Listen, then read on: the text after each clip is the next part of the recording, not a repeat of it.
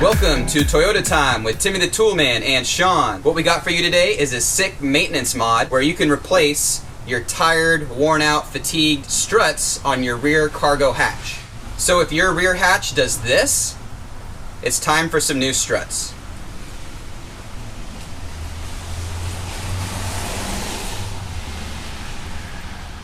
What we're going to use to replace the struts is not an OEM Toyota strut, because those are $200 per side. We're going to use a brand called Strong Arm. Now there's two versions of the Strong Arm that will be compatible with your 3rd gen Toyota 4Runner. One is the 4286 and the one that I got is the 6815. The 6815 has a little bit more lifting force, and so that's the reason I went with that. I bought my struts in December of 2018, and up until that point everything was hunky-dory on Amazon and you could get them at a reasonable price. I paid $55 for 2 struts, and now they're $80 per strut. So something weird's going on. Hopefully by the time you see this video, things will be resolved. There were some people reporting on T4R.org that the manufacturing of the end was not right. It wasn't square, and so something's going on. We don't know what's going on, but hopefully they resolve the issue and you can get your struts for the same $55 that I did on Amazon. My purchase from Amazon essentially came from liftsupportdepot.com, so you can go directly to that website and check it out. But right now that seller currently has them unavailable. We'll link everything we can find in the video description for you to get your hands on the 6815s. But if you don't need that much lifting force, maybe you're not in cold weather, then you can go with the other version.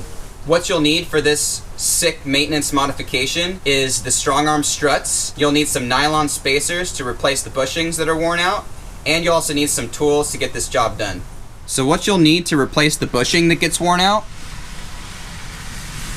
you can see here that at the end of this guy, there's a bushing that comes with the OEM model, and you can't really source these. Now I'll put a link in the video description of a member on Thingiverse that actually has a 3D printed version of that, which is pretty cool. But for less than $3 you can get some nylon washers and some nylon spacers that will do the job as well. This maintenance modification with the nylon washers and spacers has been talked about on T4R.org. I don't know who to give credit to, but this is not an original maintenance modification by Timmy the Toolman and Sean. When you go to the hardware store, you want to get 6 of these washers and you want to get 1 of these spacers, but this particular package came with 2. The original Toyota OEM struts were made by KYB, and there seemed to be a right hand and a left hand version, which we will link in the video description if you want to go full OEM. But like I mentioned, we're going to go Strong Arm, and this model happens to be the 46815. But it's advertised as 6815. Nevertheless, these are the ones we're going to use, and we're going to show you how to install these. The only thing you're really going to have to do with these nylon spacers is you're going to have to cut them in half. These are the part numbers for the spacers and the nylon washers that we used. We'll also link the Toyota4Runner.org thread where people talk about what they used. I found 2 different part numbers for the nylon washers that worked, and 1 part number for the nylon spacers that works. Some tools you'll need for this job is a PVC pipe cutter so you can cut the nylon spacer in half, a flathead screwdriver, and maybe a butane torch.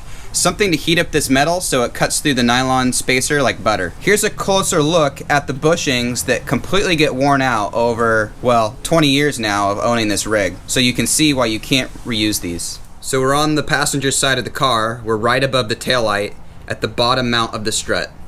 And what we need to do is we need to pull this little clip out, and this pin will be able to slide through. So what you want to do is get yourself a flathead screwdriver, and when you get it behind the clip, you're going to twist it, and that's going to lever it out. My buddy Chris taught me that. So get it in there, twist it,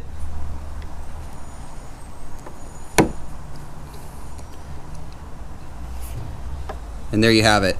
You just twisted it out. Don't lose this. Next, what we want to do is we want to slide this pin through, and that will allow us to get this bottom mount of the strut out. You might need to hold the top of your hatch with one hand and jiggle this a little bit so it goes up and down. So what I'm going to do is I'm going to lift the hatch with one hand, and with the other hand I'm going to try to pull this pin through and push it that way.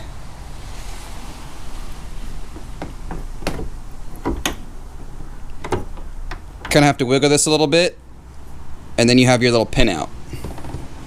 We'll do the same on the top. If you're doing this by yourself, you may get a little fatigued by holding this door open for a long time. So we got this painter stick here. It's an adjustable painter stick. Got a little block, And this might help you a little bit if you're doing this by yourself. We're still on the driver's side. We're just working on one side since they're both the same. And yet again, we have a little clip that we got to get to, and we got to cantilever it out.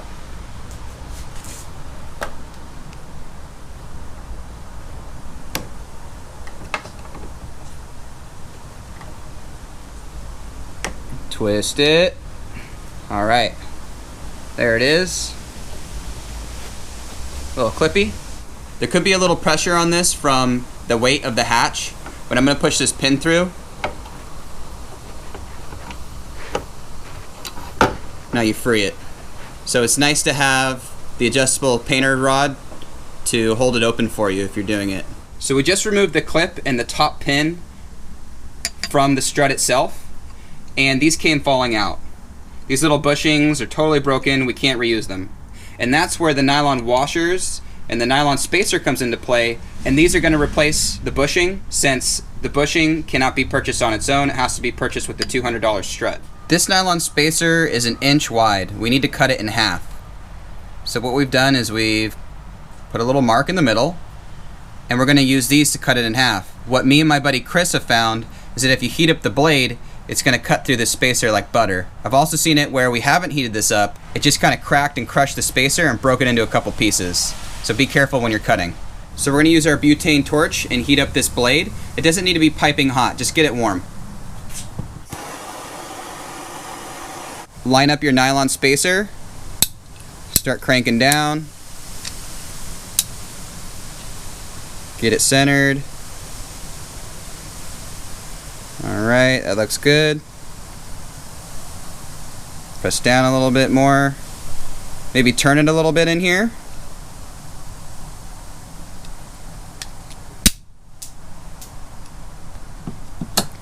And as you can see, it cracked it, it broke it a little bit. So you want to be careful when you're doing this. We got it a little bit hotter this time. I marked my nylon spacer. And now I'm going to come down and try it one more time.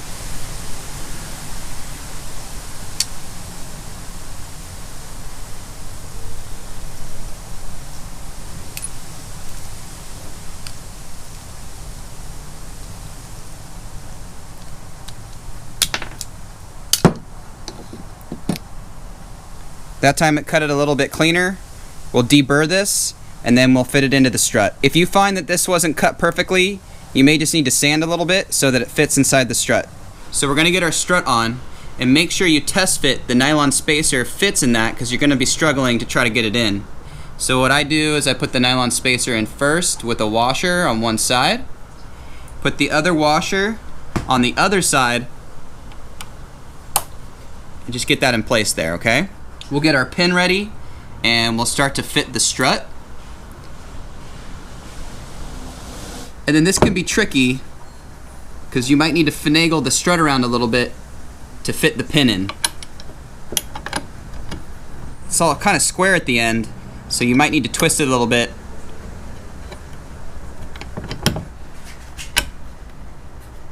Twist it. There we go. And now we can see on the other side that it's fit all the way through. Now it's time for the little clippy. And we just kind of fit in place and then use the screwdriver to push it up. Alright, we got one done, the top. We're just going to move to the bottom. For the bottom, we're not going to use a nylon spacer.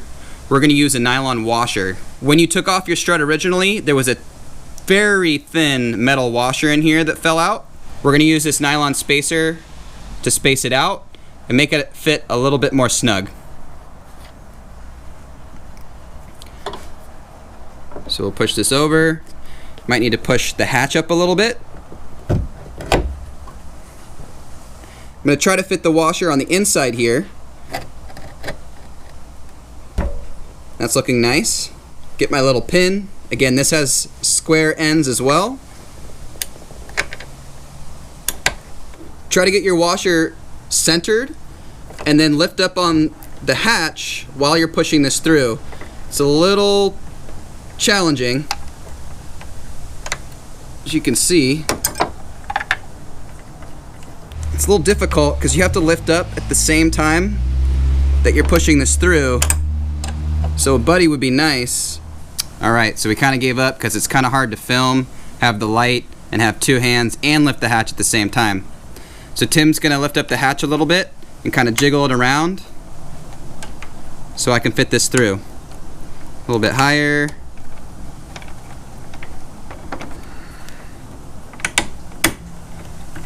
All right, so now it's all the way through and we have an area right here to fit the little clip on. So you got your little clip to secure the bottom. We're gonna fit it in place. And you can use some needle nose pliers, but I'm just gonna use the screwdriver and push it on. Perfect. Do the other side, and then you're done. All right, let's see what happened with the fruits of our labor and the 6815 strong arm struts. Sweet, sweet lift gate. Nice. That's good. So we are done with this sick maintenance mod. Now you don't have to worry about the hatch falling on your head when you're opening it up. It actually stays open, which is nice. The one thing I've learned from doing this a couple times is that you kind of want to jiggle the rear hatch a little bit to fit in the pins.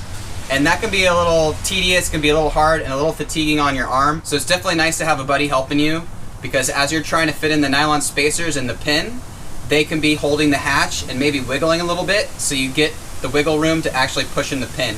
It can be a little tedious if you're by yourself, but that's why we showed you the painter's rod in case you need something to hold it up for you. With all that said, we'll have links in the video description of everything you'll need for this job. Thank you for watching, thank you for subscribing. If you have any questions or comments, do that below. Take care, bye bye. Sick maintenance mods.